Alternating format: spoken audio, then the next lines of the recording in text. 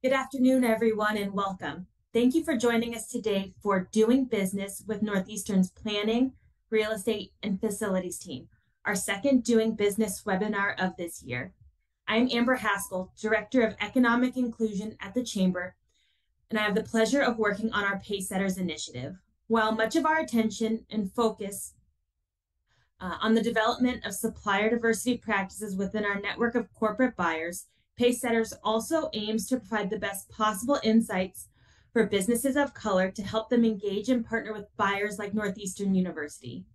Our Doing Business series is a key element of that, with this being our 17th webinar in the series, and we're grateful to all of our corporate buyers for their participation. Our program sponsor, Eastern Bank, for their continued commitment to this work, and to Northeastern's Planning, Real Estate, and Facilities team for sharing their insights with the business of color community. Before I introduce today's speakers, I just have a couple of notes. Firstly, this webinar is being recorded and will be shared on the Chamber's YouTube page shortly after the presentation. For those of us who are joining live, please submit your questions through the webinar, please submit your questions throughout the webinar using the Q&A feature on the right-hand side of the screen. Or you can email questions to economicinclusion@bostonchamber.com. I will be on at the end to put as many of these questions as possible to the Northeastern team. Now, I'm pleased to introduce today's speakers. First, we have Bea Jimenez, Director of Diversity, Equity, Inclusion, and Culture. In her role, Bea leads the department in ensuring a safe and equitable work environment while promoting inclusive planning practices for the university's real estate development efforts. Previously, she served as a Senior Account Director for the Lazoo Group, where she led the DEI Consulting Agency's business lines, working with private financial and real estate firms to develop their racial equity framework. Bea holds a master's in urban planning from Boston University, where her academic focus was housing and economic development. Bea serves on the board of YW Boston, which advocates to eliminate racism through its program and policy efforts. In addition, she holds a seat on the Boston Planning and Development Agency's Article 80 committee, which is working on a reform agenda for the city's planning and community development efforts. She is a member of the Blue Cross Blue Shield Massachusetts Health Equity Council, where she lends an activist lens to post-pandemic health responses in communities of color. Welcome. Next, we have Michael Henderson, Chief Procure-to-Pay Officer.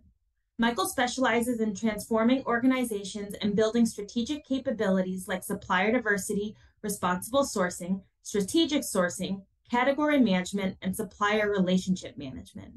He recognizes that transforming procurement organizations requires building trusted relationships, bringing customer needs and supply marketplaces, leading with empathy, authenticity, and data, and ultimately winning together. Michael has experience across multiple industries and has been with Northeastern since 2001. Welcome, Michael. Next, we have Rosanna Molinaro, Director of Procurement and Contracts Management. Rosanna oversees procurement and contract management of planning, design, construction, and operations-related services for PREF. She also manages a team of procurement and contract managers and administrators. Moreover, Rosanna is a champion for supplier diversity and leads such efforts to advocate inclusive and equitable procurement practices on behalf of the department. She came to Northeastern University with prior experience in business and insurance law, previously working as an attorney in the insurance industry and representing small and underrepresented businesses. Rosanna earned a JD from Suffolk University Law School and a Bachelor of Science in Diplomacy and International Relations from Seton Hall University. She also just recently won the Pacesetters Champion of the Year Award. Welcome, Rosanna. Next, we have Tim Singleton, Associate Vice President of Capital Projects. Tim leads a team of approximately 55 project managers that manage construction projects across the university's global campuses. He is working to improve project management and construction management protocols and client engagement and satisfaction. It's his role to improve means and methods to better meet client expectations using lead tools, teamwork, mentoring, and leadership. Prior to Northeastern, he served as the Associate Director of Construction at Wellesley College, while they initiated their $500 million campus-wide deferred maintenance program. He also led their team in the design and construction of the college's new science complex. He has worked on numerous public and private projects in Massachusetts, New York City, and Philadelphia, most of which work to increase diversity within the design and construction industries. He served on former Philadelphia Mayor John Street's Diversity Committee, helping create economic opportunities for disadvantaged contractors during the construction of the Philadelphia Eagles Lincoln Financial Field Stadium.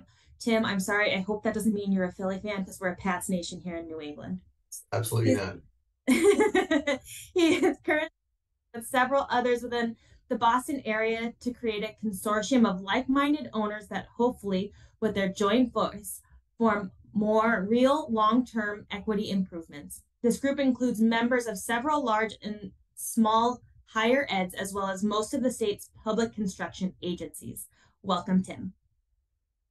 And lastly, we have Megan Healy, Senior Director of Trades Operations.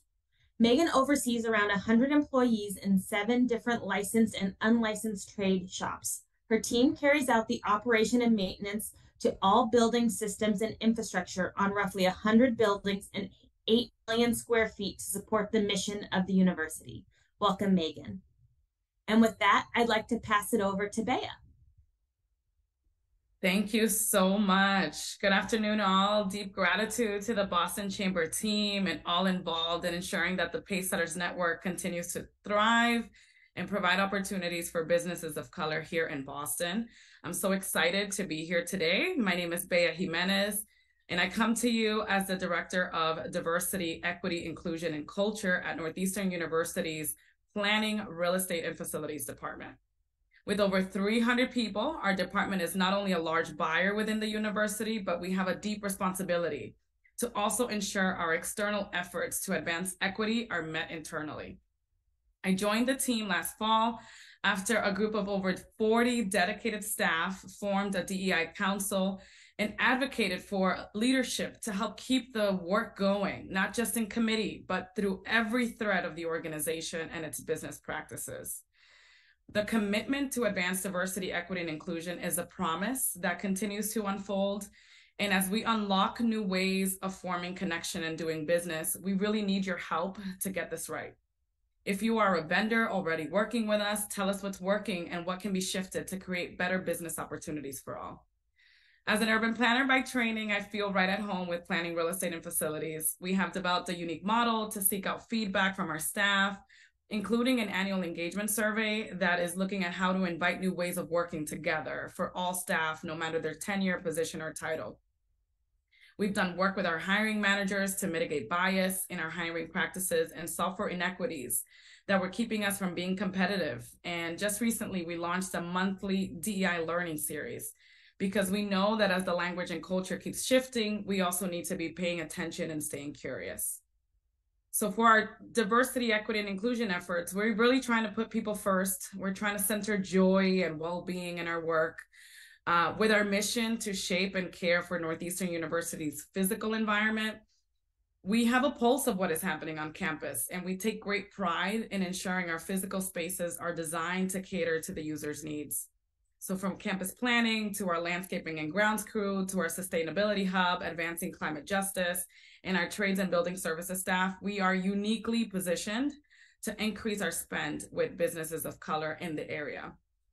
I'm so excited to introduce y'all to my team. We have so much to share about how you can work with us. And to get us started, I'm delighted to introduce our Procure to Pay Officer, Michael Henderson. Thank you, Bea. You're a very tough act to follow. Just to reiterate, thanks to the Boston Chamber for inviting us to this webinar. And special thank you to Amber for walking through graciously all of our bios. And we look forward to spending the next 15 minutes with you. Before I turn the mic over to Rosanna to dive into the presentation, I wanted to make 2 brief points. The first, Northeastern is deeply committed to serving those communities that we teach, learn, research, and live within. A key tenet of this commitment is expanding opportunities to participate in our procurement opportunities for minority and women-owned business enterprises. specifically challenging ourselves as a buyer to evolve our procurement practices in effort of providing more equity throughout the broader procurement process. The second, and a very nuanced point, we are a large and very distributed buyer with many different departments that have their own buying core. One of our key buyers with us here today, planning, real estate, and facilities. And I would offer to anyone on this call, as you look to navigate other departments, you can use Central P2P as a hub to help guide. With that said, I'm thrilled to pass the microphone to Rosanna Molinaro.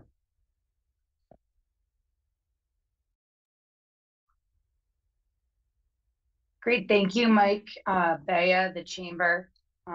Welcome everybody to today's presentation. So my name is Rosanna Molinaro. I'm the Director of Procurement and Contracts here within the Planning, Real Estate, and Facilities Division. As Mike mentioned, we're one of the largest buyers here at the institution and execute over 700 contracts a year. And we're looking to think about creative ways to strategize and incorporate minority and diverse vendors in our procurement practices. So I'm here today to share with you all ways in which you can find opportunities or interact with us here in our department in planning, real estate, and facilities, and then also sort of give you all an idea of when opportunities come up, who you can reach out to, and share a little bit more information regarding those opportunities. Next slide. So sort of to frame out presentation and so that folks on the call can understand where our sourcing categories are in our department. I broke it down by our capital projects, our operations, trades and services, our planning and real estate folks, and our fiscal and administration. Our largest buys tend to happen in the capital projects and operations, trades and services arenas, and I thought it'd be helpful for everybody to understand where most of our or when most of our opportunities related to capital projects and operations are issued throughout the calendar year. So by way of example, in our schedule here, capital projects, construction services, and trades and annual trades and services tend to be issued via our competitive RFP in the first quarter of the year. And as you can tell by the rest of the calendar, April through June, second quarter, operations, trades, and services, we're still working through RFPs related to annual services. And then as we transition into the summertime, July through September, we transition back over to capital projects, design services, and then October through December, the last quarter of the year, tends to be heavy related to design and construction services for our capital projects. And as I'll back up, I got ahead of myself. So types of services that we traditionally, or types of services that we procure here within the related to capital projects are architecture services, engineering services, construction, whether that be general contractor, construction manager, trade contractors, project management services, etc. And then on our operations, trades, and services side, there's opportunities as well for trade contractors and service providers such as electrical, HVAC, as my brain goes here, roofing, plumbing, all of the types of services, energy services, recycling, waste management, etc. And then just quick overview of services on the planning and real estate side tend to be more consulting services related to, say, planning, master planning, and real estate services, developers, etc., brokers. And then on our fiscal and administration side, tends to be more related to IT services, data, some fiscal management services, HR, etc. And so the opportunities in these last two categories tend to pop up through the year, but are more likely, if they're related to annual services, to be issued sort of in the January to June part of our schedule for our fiscal year starting on July 1st. Next slide, please. So I think the number one question that we hear is how do folks get pre-qualified? How do you get your foot in the door? How do you find out about opportunities to work with us? So the number one place for folks to visit if you're interested in working specifically with our division is our planning, real estate, and facilities website. And just so folks know, any links and websites or notes here that we're talking about, whether it be in my presentation and elsewhere, will be shared in the chat so that you can take a look at the web pages as well during our conversation today. So the number one place is our planning, real estate, and facility website. And then there, in order to sort of find more information about working with us, there's a working with us drop-down page on our main website, which will bring you to an overview about some of these items that I will talk about here. So number one, the best way, if you are a contractor, an architect, trade contractor, we offer a rolling RFQ process. And so that's a number one way for vendors interested to work with us by filling out those forms online. So a little bit of information about our architect selection process. That if you are an architect or a designer, you will interact with that form, fill out your firm's information, and we aggregate all of the information from the website to it, and we issue on a quarterly basis an RFQ through our eBuild project management website. And that's a way that we gather our qualifications, and then it takes us probably about another couple months, say 3 months or so, to review and reach back out to folks that have been invited to submit an RFQ through that process. Related to our general contractors, construction managers, and trade contractors, we have a rolling RFQ process and a request for qualification process that is directly on our website. And if you're a contractor or a trade contractor, you can fill out the forms on our website, and then you'll be asked to also upload a qualification package that is then reviewed by an internal committee, and then we will reach back out to you to let you know whether or not you're pre-qualified. And then lastly, if you don't fit into these sort of three categories, architecture, construction, and trade contractors, you can reach out to us via our team website, our team email address, facilitiesprocurement@northeastern.edu. And this is another way for us to either reach out with a specific RFQ to learn more about your business, or to set you up to meet with other folks within our division to potentially end up working with you. Next slide. And so I think a theme here is that if anybody is interested in working with our department, you can contact us at facilitiesprocurement@northeastern.edu. That website is managed and monitored, and we try to make best efforts to respond as quickly as possible. And so I think, and as we go through the slides here, you'll see this website, this email address. Don't know why I keep calling it a website. And so I wanted to just note a couple frequently asked questions related to our RFQ process. It's a two-step process.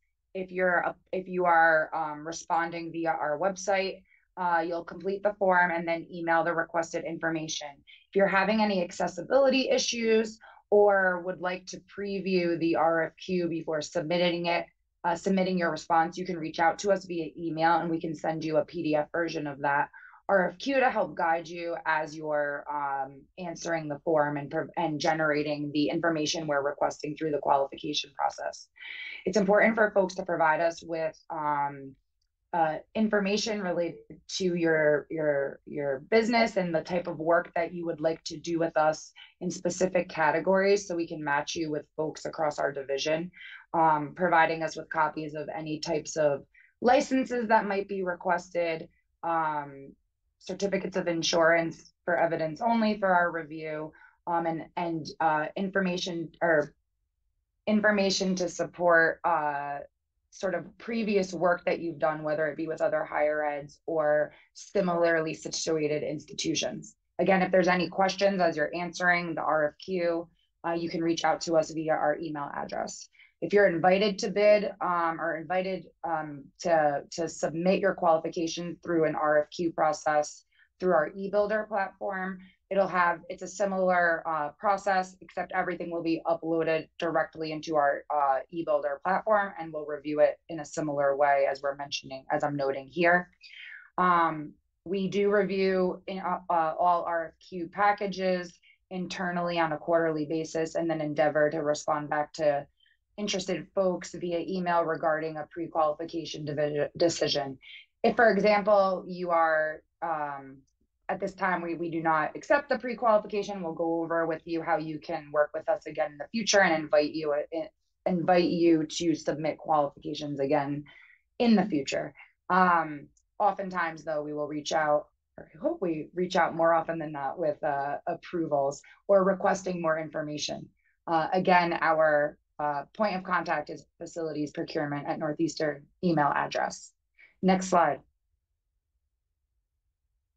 So now you've been pre-qualified to work with us. What are your next steps? How do you get your first opportunity? And I think this is where sort of sharing more information with folks, I hope will give some clarity.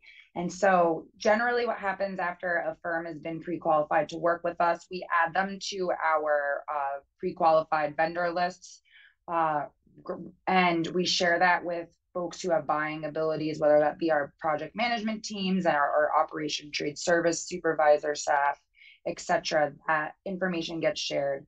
Also, as we are preparing for opportunities to go out to bid, folks on our team will review our vendor lists with folks that are working on an RFP or looking to solicit services, and we'll share to make sure that our bid lists include minority-owned firms and other diverse organizations. So being on our list is really helpful. It's a place for us to refer folks to and to be included in upcoming opportunities.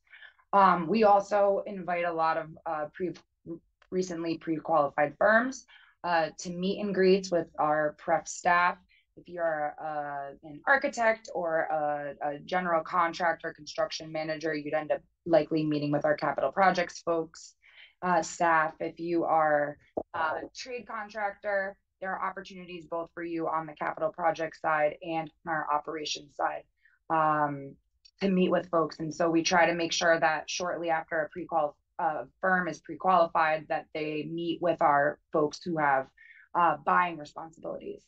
Also, two ways in which we have contracting opportunities to work with us. One is a direct contract where we'll reach out to you directly for an RFP for a potential to earn, or I'm jumping ahead of myself. So two contracting opportunities, a direct contract with us or a tier 2 subcontractor. So if you're a trade contractor, you have two opportunities here, either one to work with us directly in a prime contract or to be added to our tier 2 list that we share with our construction managers and general contractors for tier 2 subcontracting opportunities.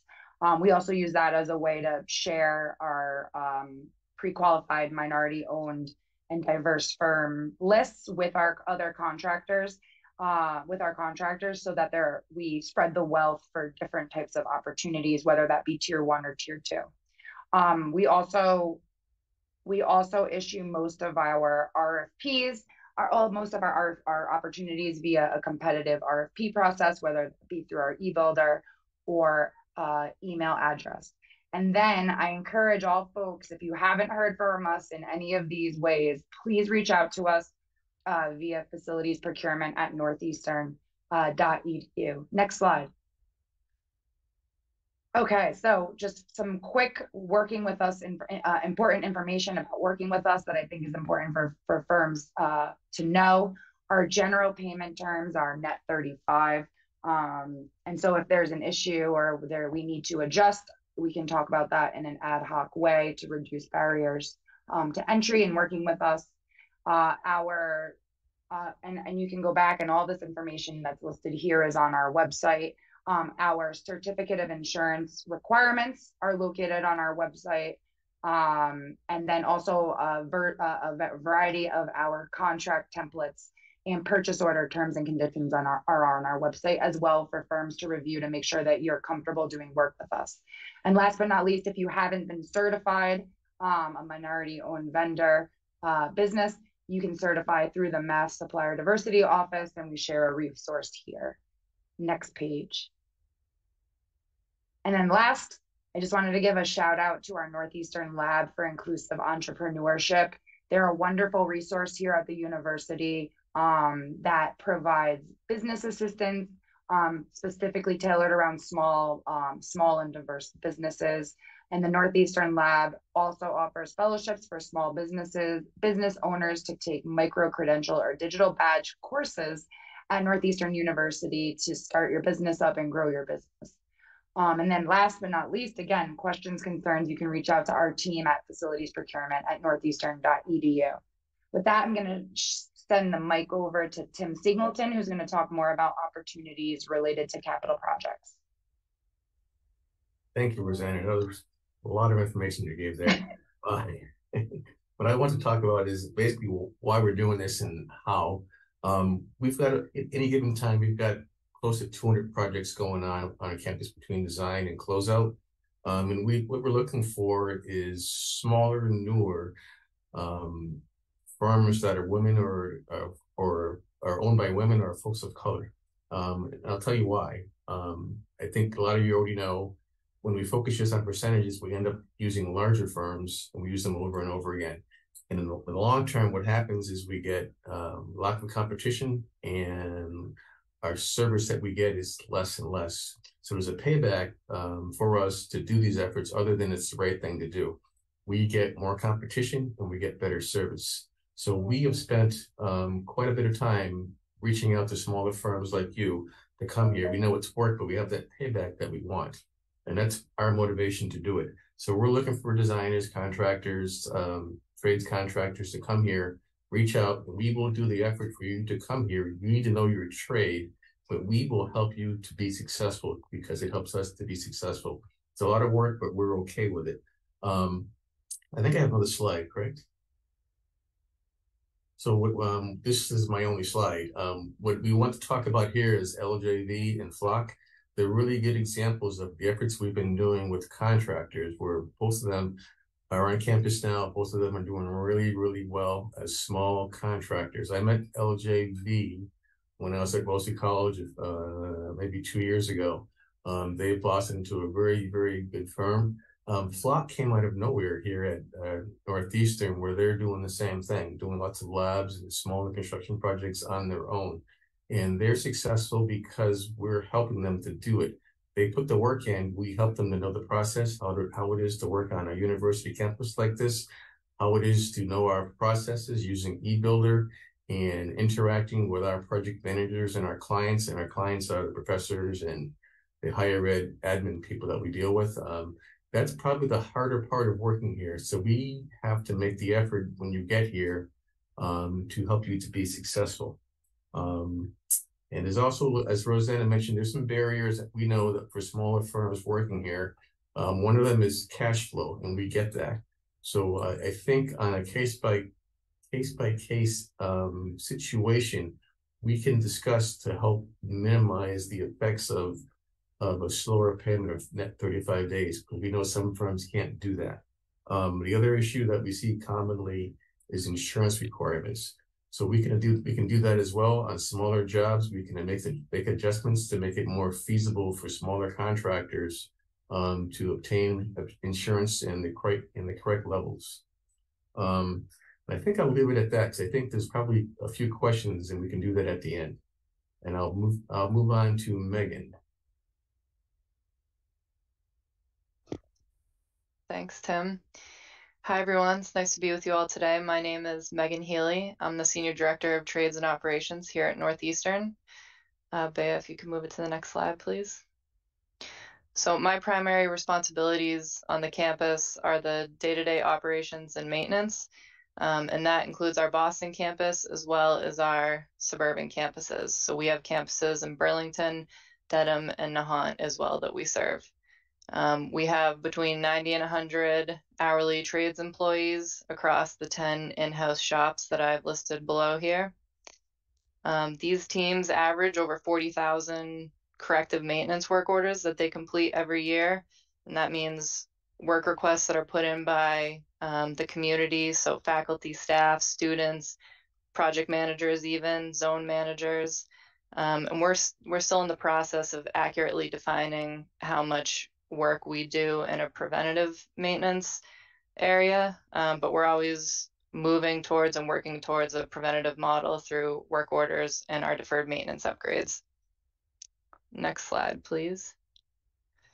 And our teams here are unique in that when possible, we like to self-perform as much work as we can by utilizing our in-house skilled trades, but we do have bid opportunities that come up all the time. So we have our multi-year service contract agreements, and then we have work that is bid out for smaller one-off type maintenance projects or equipment upgrades. Our service contracts, our terms are typically a 3 to 5 year cycle, and those usually come up to bid around the winter timeframe, January to March, as Rosanna's earlier slide said. And aside from those major service contracts, we're always, seeking bids for one-off work and projects across all of our fields.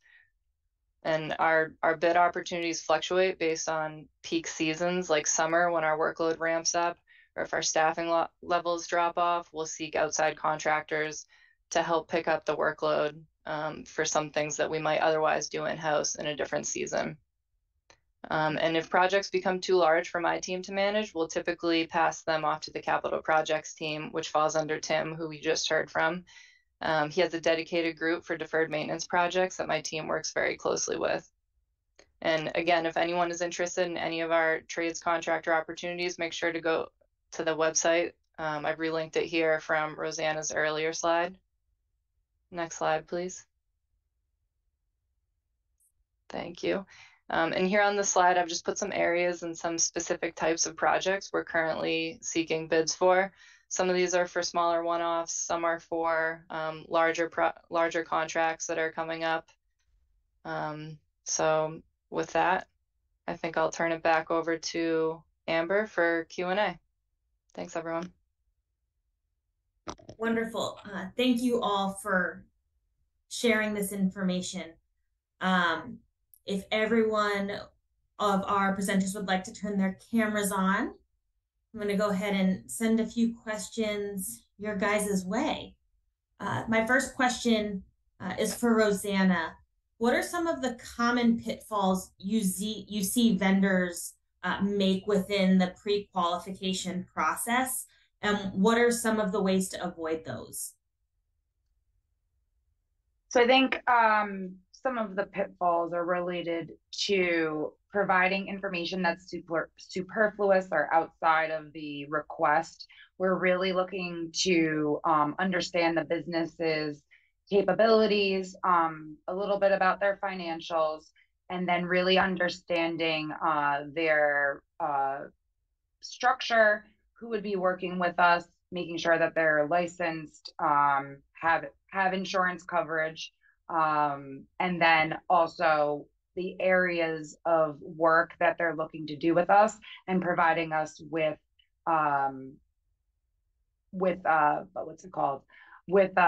information to support their the areas that they would like to work in. So for example, if you're a contractor that wants to work with us on lab projects, making sure that you're submitting marketing materials that are about projects related to labs, and hopefully, and if possible, if they're in substantially similar industries, higher education or even government or something similar. I also encourage folks to at least provide us with a qualification package or respond, even if you feel that you maybe can't answer all the questions or you don't have all that information. Submit the qualification package or reach out to us for further guidance, just so that we know. We definitely like to take a closer look and help folks that are minority owned and other diverse firms navigate our qualification process so that they're not lost in the process. Awesome. And then another question, you mentioned, being certified by the SDO. If a vendor is not yet certified, do they need to wait to be certified to get pre-qualified, or can they do that at the same time? They can do that simultaneously, and just let us know that they're applying. And I included SDO because that is the least restrictive or least expensive way in which to obtain a certification. But we'll also accept other certifications from other agencies, just making sure that it's noted. And we'll also accept self-certifications as well if need be. But we wouldn't want that to hold somebody up to pre-qualify working with us. Wonderful, thank you. Mike, I have a question for you next. You mentioned that your team is always challenging themselves to evolve your procurement practices. What are some of the changes that you all have made, and how has it improved your guys' supplier diversity program? Sure, great question. We are kind of in the throes, year one of probably a 4-year transformation. And I didn't mention this during the intro, but we're starting with a contract management, a sourcing, and supplier management package through a software company called Jagger. And one of the things we realized is we have a common intake process, and often it plays to the largest deals we have at the institution, or it's the most restrictive because it's established in such a way to thwart out risk on larger deals. As Tim had touched on, some of the areas we are challenging ourselves right now is where are there opportunities to be more flexible with payment terms, recognizing that now the cost of money is going up. Secondly, around insurance, that tends to be when I have a moment to chat with any one of our partners. Insurance tends to be an area that always comes up for conversation. So we're currently working with the Office of General Counsel to say what is the right level of insurance based upon the perceived risk of that deal. What I would offer to those on the phone, as part of the supplier management portal, for those that are doing business with us now, you will in the future have a singular portal of how you engage with the institution. For those that have yet to do business with us, it'll help to pre-qualify outside of just the planning, real estate, and facilities team. Thank you. Tim, the next question is going your way. First of all, you've done a fantastic job bringing together the group of higher ed institutions as well as other institutions to push supplier diversity within facilities and construction. I've had the pleasure of attending one of those meetings and seeing firsthand the collaboration that happens. Can you share some of the success of that group, and how are you working with other institutions to continue to push supplier diversity forward? Thanks for the question. I think there's quite a bit that's been successful, but the issue that we have isn't doing it. It's showing the results. So when we talk about building the pipeline, the result isn't today. So I think our owners group, there's quite a few universities and colleges in the Boston area a part of that group. I think we all get it, and I think we're all making that effort. But when others come in and they want to say, well, show us what you did, the outcome isn't seen for a year or 5 or 10 years from now. So yes, we're successful because we're definitely bringing those smaller firms slowly into the process. But I want to just emphasize that the data that shows it, we're working on that now, but we need to be able to come up with more, just so that we can bring more into the system of building the pipeline. Thanks. How's that? All right. Roseanne, I'm going to go back to you. How can someone go from a subcontractor or a tier 2 vendor to a prime or tier 1? That's a great question. That actually might be a good one for Tim to answer after I'm done, or if I have any loose ends. But I think it's, working with us, letting us know that it's something that you're interested in, and whether it be through the pre-qualification process or otherwise. If you're currently at a tier 2 status with us, and say you're working as a subcontractor to some of our contractors or our construction managers, reaching out to our project management staff, capital project staff, and potentially out to our operations, Megan Healy and her staff, letting us know what your firm is interested in doing. That's one way. And Tim and Megan, if either of you have anything else you'd like to add to my response, please feel free to do so. I think it's a matter of communication. We need to help you be successful. You need to tell us what it is that you do and what you want to do. Yeah, I'd add on to that and say exactly what Tim and Rosanna said. Reach out. We can get people in the door on smaller projects and start building a relationship from there. Megan, that's actually a great segue, and I'll open this up to anyone. Can you give an example of a diverse vendor that you all have worked with who's kind of done that well, who might have started small and grown, and what were the things in terms of communication or their bid that really made them stand out? Sure. So we work with a company called Carlson, and they've really become one of our go-tos, and they would, kind of fall under the theme of this program. And, they came in doing some smaller stuff, and they quickly established themselves as one of our go-to contractors because of their availability and their willingness to be flexible with some of the projects that they took on, to the point where now we kind of supplement our day-to-day operations with some of the areas that they work in. So I think it's communication. I think it's, it's always helpful to staff up during busy seasons, because from my side, operationally, there's such small windows where we can really have free run of these buildings to get a lot of projects done. So being able to staff up and meet demand is certainly one of the important things.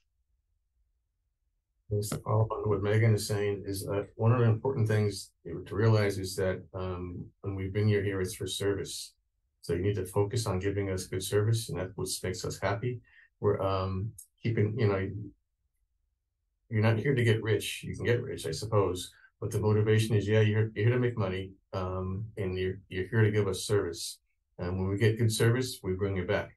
You come back a lot, I guess you could get rich. But keep that in mind, and that's what we're thinking. Good service. Anyone else before the next question? Just wanted to sort of piggyback on both Megan and Tim's responses here. And another vendor that sticks out in my mind is Done Right Building Services, and they started with us under our cleaning contract a number of years ago as a subcontractor. And they have grown into a prime direct contract with us over the last couple of years. And we went out to bid last year, and we're working through our year 1 of the new contract, and their packet. And so they've been awarded a direct contract as a result of that RFP process and their growth of working with us. That is larger than the package they had before. And then also through that opportunity, the other awarded company, ABM, brought on all-time service as a subcontractor. So there's an opportunity in our cleaning contracts for not one, but 2 minority-owned firms to grow and work with us. And we're hoping the same will happen with all-time service working under ABM, who's been a great partner as well. Wonderful, thank you. Question about pre-qualification. When someone submits their materials, about how much time between the submission to when their materials are accepted or rejected should they expect? Generally, it should take about a quarter or 3 months, if you will. We try to do it within, there's a number of folks that need to review, so it can take up to 3 months. If you haven't heard from us this is where I'm going to shout out facilities procurement at northeastern.edu. Reach out to us. We might not have received it. It might have fallen in the crack, whatever it is, reach out. Please use that as a way to communicate with us if you haven't heard from us. Wonderful. And then I guess last question, I'll throw this to everyone, is if you could give a diverse business one piece of advice to do business with you all, what would that piece of advice be? I'd say be persistent. Oh, if you want to work here, then I will admit is that we're really, really, really busy, and I get reached out to pretty regularly. I get a lot of emails. You know, if you reach out to us and you don't hear back, reach out again.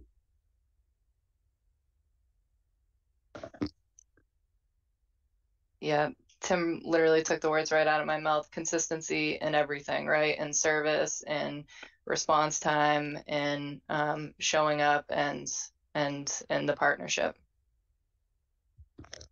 And then again, piggybacking on Megan and Tim, if consistency, communication, and if you've been invited to bid on an opportunity and you were not awarded, make sure to reach out to us so we can give you some feedback if we don't offer it straight off the bat. Oftentimes we're finding if someone's not awarded a project right away, reaching out, keeping in touch with us, continuing to be invited to opportunities. We're seeing the greater success when we're working and communicating with one another on all different types of opportunities. I would just add for folks in the webinar outside of planning real estate and broader facilities, that the key points here resonate: being persistent, finding who your buyer is, making sure you're really getting in front of them to explain what makes your company unique relative essentially to your peers. And the thing that's coming out more is we are a constantly evolving institution with a pretty unique mission relative to some of our peers. So I think having a bit of situational awareness and general understanding of where the institution is and bringing forward ideas, not just waiting for a bid to come out as you're going through and understanding what we do and kind of where we're going. Those type of things really do endear you to us. And certainly you still have to deliver.